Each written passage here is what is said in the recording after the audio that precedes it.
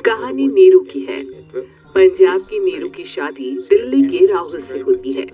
दिल्ली कितना बड़ा शहर है ना, लेकिन आप लोगों का घर तो बहुत छोटा है। हमारे पंजाब में तो ये बड़े बड़े घर होते हैं कि मजा ही आ जाता है। कोई बात नहीं नीरू, मैं भी तुम्हारे लिए बहुत बड़ा मकान बनाऊंगा बहुत जल्दी। नीरू के पिता जहाँ पंजाब के जाने माने व्यापारी थे, वहीं उसका पति राहुल दिल्ली में एक सिंपल नौकरी करता था। माँ, यहाँ तो घी मक्खन इतना महंगा है कि क्या बताऊं। मैं तो तरस ही जाती हूँ घी खाने के लिए। नीरू की माँ को ये सुनकर बहुत दुख होता है। मेरी बेटी को घी नसीब नहीं हो रहा है और ये बहू यहाँ बैठकर घी में शक्कर डाल रही है। देख वनिता, मैं साफ कह रही हूँ, इससे घर में जितना घी आएगा उतना ही मेरी बेटी के घर दिल्ली भी जाएगा। अरे ये क्या बात होती माँ जी, बेटी को उतना ही करो जो अच्छा लगे। अब क्या मायके से घी और मक्खन तक की सप्लाई करोगी आप? हाँ, मेरी बेटी किसी चीज को तरसे मुझसे बर्दाश्त नहीं होता। अब क्या था, नीरू के मायके में 2 किलो घी आता तो 2 किलो दिल्ली जाता नीरू के पास। एक दिन, माँ बड़ी गर्मी पड़ती है दिल्ली में। इस घर में तो एक ही एसी है और वो भी ड्राइंग रूम में। सारा परिवार एक ही कमरे में सोता है। हाँ बेटा, वो तो हर घर की कहानी है। यहाँ भी एक ही एसी है। अरे बिल इतना आता है कि क्या बोलूं। तभी वहाँ राकेश आ जाता है। माँ, थोड़ी देर में यहाँ कुछ प्लम्बर आएंगे मेरे कमरे में एसी लगाने, जरा ध्यान से लगवा देना ना माँ। ओए, ऐसे कैसे तेरे कमरे में एसी लगेगा? ओह राकेश, एक बार बात तो कर लेता। अरे पापा, वो वनिता को गर्मी में नींद नहीं आती। ड्राइंग रूम में सबके साथ सोने में वो अनकंफर्टेबल है, इसलिए। अरे पूरे परिवार के साथ वहाँ तेरी बहन नीरू भी तो सोती है, वो नहीं हो रही क्या अनकंफर्टेबल? समझ रहा है ना? अगर एसी लगेगा तो एक दिल्ली में तेरी बहन के कमरे में भी लगेगा, तभी तू लगा सकेगा। राकेश वनिता को सारी बात बताता है। वनिता करती भी क्या, मन मार कर बैठ जाती है। माँ, ये लोग ठीक नहीं है, क्या करूं मैं? अरे बेटी, यहाँ आ जा, तू यहाँ आकर रह ले। अरे छोड़ दे ऐसे पति को। कैसे छोड़ दूं माँ? समाज क्या कहेगा, लोग क्या कहेंगे? वैसे भी मेरा एक बेटा है मयंक। अरे हटा बेटा, तेरी उम्र ही क्या है, इतनी परेशान रहेगी तो काम कैसे चलेगा। खैर, बात आई गई हो जाती है। माँ को लगता है कि नीरू ठीक है, तो वहीं नीरू के मन में एक ही लाइन चल रही होती है, यहाँ आजा। माँ ने तो बोल ही दिया है कि यहाँ आजा, बस मयंक थोड़ा सा बड़ा हो जाए, इन गरीबों को छोड़कर मैं वापस माँ के पास ही चली जाऊंगी। वो इसी सोच में बाजार में चल रही थी कि मैम, आपका दुपट्टा जमीन को छू रहा है। नीरू जैसे ही उस लड़के की तरफ देखती है, देखती ही रह जाती है। हाय रे, कितना सुंदर लड़का है ये। अब क्या हुआ? मैंने कहा आपका दुपट्टा। तो खुद ही उठाकर दे दो ना। लड़का समझ जाता है कि नीरू उस पर फिदा हो चुकी है। वो उससे उसका नंबर लेकर चला जाता है। अब क्या था, नीरू और रोहित में लगातार बातें होने लगती है। मैं हरियाणा का रहने वाला हूँ, यहाँ एक बड़ी कंपनी का मैनेजर हूँ। अच्छा, और कितने बच्चे हैं तुम्हारे? बच्चे? अरे मेरी तो शादी भी नहीं हुई है।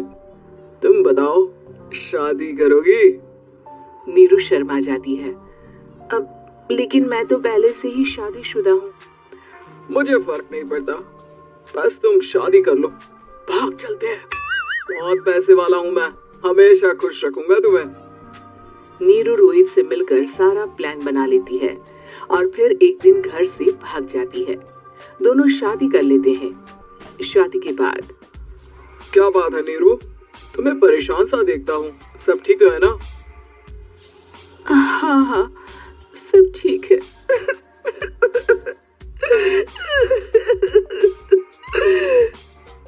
ये कहते कहते ही वो रोने लगती है। अरे क्या हो गया, रो क्यों रही हो? मैंने मैंने तुमसे एक बात छुपाई है और वही बात अब मुझे परेशान कर रही है। रोहित, मेरा एक बेटा भी है, उसका नाम मयंक है। क्या बात कर रही हो? ये तुमने मुझे पहले क्यों नहीं बताया? देखो नीरू, मेरी माँ को मैंने ये नहीं बताया है कि तुम शादीशुदा हो। बच्चा मैं मैनेज नहीं कर पाऊंगा। नीरू को समझ में नहीं आता कि वो क्या करे। तुम उस बच्चे को अपनी माँ को क्यों नहीं दे देती? नीरू चुपके से माँ को फोन करती है। माँ, क्या मयंक को तुम रख सकती हो? बेटा, मैं राकेश के साथ बात करती हूँ। आखिर घर का बेटा वही है, जो वो बोलेगा। वैसे भी बेटा, तूने जो किया है ना, उसके बाद से पूरा घर तेरी बुराई कर रहा है। मैं भी अब किसी से तेरे लिए लड़ नहीं सकती। राकेश बेटा, नीरू ने तो जो किया बहुत ही बुरा किया, लेकिन मैं सोच रही थी कि क्यों ना मयंक को हम यहाँ ले आए। तभी वनीता बोल पड़ती है। वाह जी, ऐसे कैसे यहाँ ले आए? यहाँ क्या भंडारा भरा है? और जिस बच्चे की माँ ने नहीं सोचा, उसके लिए हम क्यों सोचे? नीरू को एक बार तो अपने बच्चे के बारे में सोचना चाहिए था ना। अरे लेकिन तेरे पास भी तो लड़का नहीं है ना वनीता। माँ, वनीता ठीक बोल रही है। कल को वो बड़ा होकर इसी घर का हिस्सा मांगेगा तो हम क्या करेंगे? माँ कहती भी तो क्या, वो चुप रह जाती है। वही नीरू का पहला पति कहता है। माँ, अगर आज भी वो वापस आ जाए तो मैं उसे माफ कर दूंगा। बेटा, गरीबी चीज ही ऐसी है, क्या करेगा? तू तो अब मयंक का सोच। वो बेचारा तो बिना माँ का हो गया। मयंक के खातिर तू दूसरी शादी कर ले बेटा। लोगों के लाख समझाने के बाद नीरू के पहले पति की शादी रिद्धि से हो जाती है, जिसके पहले पति से 2 बच्चे होते हैं। देखो जी, मैंने शादी सिर्फ बच्चे के खातिर की है। मैंने भी शादी सिर्फ बच्चों के खातिर की है। वहीं नीरू के दूसरे पति के मन में ये बात घर कर जाती है कि नीरू एक मासूम बच्चे को उसके खातिर छोड़ कर आई है।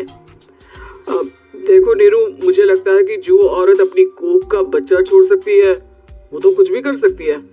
कल को तुम्हें मुझसे अच्छा कोई मिल गया तो तुम तो मुझे भी बाय बाय कर दोगी ना। नीरू को अब उसका दूसरा पति ताने देना शुरू कर देता है। तंग आकर नीरू उसके यहाँ से भागकर अपने पहले पति के पास चली जाती है। लेकिन ससुराल में क्या लेने आई है नीरू, मयंक को? नहीं नहीं सासू माँ, मुझसे गलती हो गई, मुझे माफ कर दीजिए। नीरू, अब वक्त खत्म हो गया है, मेरी शादी हो चुकी है। तो छोड़ दो ना उसे, हमारा बच्चा है। मैं आपको अपनी माँ नहीं मानता, मेरी नहीं मान तो बात है। नीरू मयंक की बात सुनकर समझ जाती है कि उसके पास अब ना आसमान रहा, ना ही जमीन।